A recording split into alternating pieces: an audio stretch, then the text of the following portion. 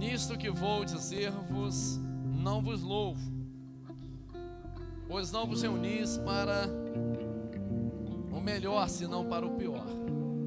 Antes de tudo, ouço que quando vos reunis na igreja, há entre vós divisões, e em parte creio. E até importa que haja entre vós diferenças, para que os que têm aprovação de Deus se manifestem no vosso meio.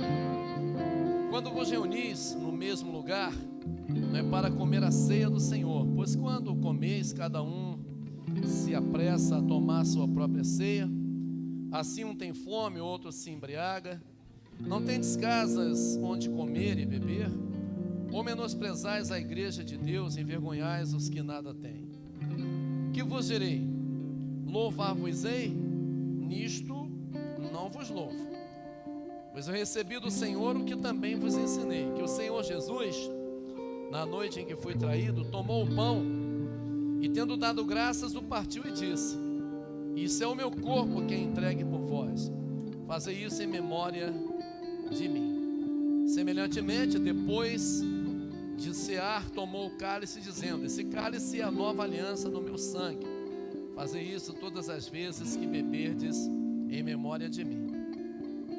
Pois todas as vezes que comerdes este pão e beberdes este cálice, anunciais a morte do Senhor até que ele venha.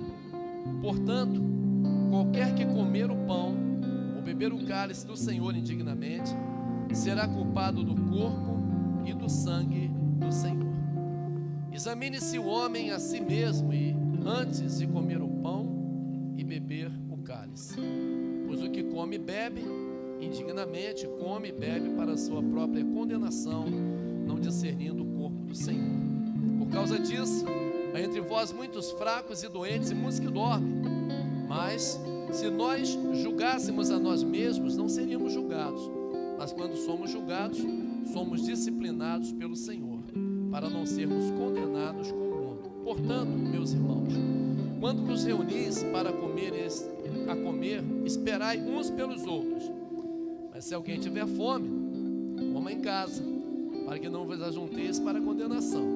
Quanto às demais coisas, ordená-las-ei quando for ter convosco. Amém? O apóstolo Paulo dá instruções aqui a respeito da Santa Ceia do Senhor, e ele deixa claro aqui o descontentamento dele com o comportamento da igreja dos Coríntios, né? Que a igreja de Coríntios é uma igreja maravilhosa, cheia de dons, cheia de grandes feitos, mas que tinha também, como qualquer igreja, seus problemas e seus efeitos. Paulo fala que ele via ali naquela reunião que era para ceia alguns comportamentos que não eram aprovados, né? Eu acho que alguns chegavam lá ostentando, né? Quem sabe um cabrito assado, um quarto de novilha assado. E Paulo então começou a ensinar a igreja, dizendo: gente, não é para isso. Essa manhã, esse momento de reunião aqui, é para a gente relembrar o sacrifício vivo de Jesus na cruz. E naquele momento ali, Paulo dizia: eu não louvo vocês por causa disso, porque eu vejo que esse é um momento de ostentação, é um momento que vocês menosprezam um, menosprezam o outro, e até a própria casa do Senhor. Então nisto eu não louvo vocês.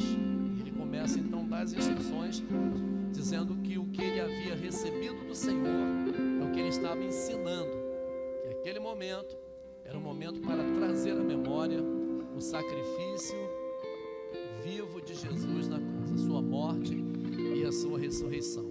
E é para isso que estamos aqui também na manhã desse dia, quando vamos aqui ter contato com a palavra de Deus, com a ministração, com tudo que vai acontecer aqui, o louvor, todo esse tempo que vamos passar aqui, e culminando com comer o pão e beber o cálice, um momento especial em que a gente traz à memória o sacrifício vivo de Jesus naquela cruz. Deixa eu dizer uma coisa importante para você. Muitas pessoas fazem desse momento um momento místico, não é? Eu preciso tomar a ceia porque é algo assim. Não, entenda muito bem o ser um momento só de cunho religioso. Esse momento tem que ter entendimento. Então o apóstolo Paulo fala o seguinte: olha, então se examine você mesmo. E ele diz: examine-se, pois, o homem a si mesmo. E nessa minha versão que eu estou usando hoje, ele diz: antes de comer o pão e beber o cálice. O que quer dizer que depois vai comer. Em outras versões falam: examine-se, pois, o homem a si mesmo e coma do pão e beba do cálice. Em nenhum momento o apóstolo Paulo diz, ou o próprio Senhor Jesus deixou ensinado, que ao se autoexaminar eu deveria ter essa postura, esse comportamento. Me autoexaminei, vi que não estou em condições, então vou me retirar da mesa, não vou comer o pão nem vou beber o cálice. Ele não ensinou isso, porque esse momento de autoexame é um momento para aproximação e não para dispersão, não para afastamento. Porque qual é o comportamento adequado para alguém que faz um autoexame e descobre que não está em condições? É se colocar em condição. E como é que se coloca em condição de comer o pão e beber o cálice? Primeiro, é reconhecer isso. Segundo, é arrepender-se disso, confessar isso e deixar isso. E você pode fazer isso, assim, no exato momento em que você descobre que isso está rolando com você. Não é? A partir do momento que você faz esse autoexame e vem uma acusação do inimigo: você não pode comer o pão, você não pode beber o cálice, você não pode participar da ceia. Aí você pergunta para você mesmo: por quê? Aí o Espírito Santo te mostra, te revela, e você fala: então eu me arrependo disso, confesso isso e abandono isso. E no exato momento em que você faz isso, você está apto novamente a comer o pão e beber o cálice. Mas a grande questão que eu sempre falo é que, será que no mês passado a minha reflexão não foi a mesma que eu estou fazendo hoje? E no mês passado eu me vi diante do mesmo pecado, e um mês depois ele ainda está aqui me atrapalhando. E durante esse mês, o que eu fiz para me livrar dele?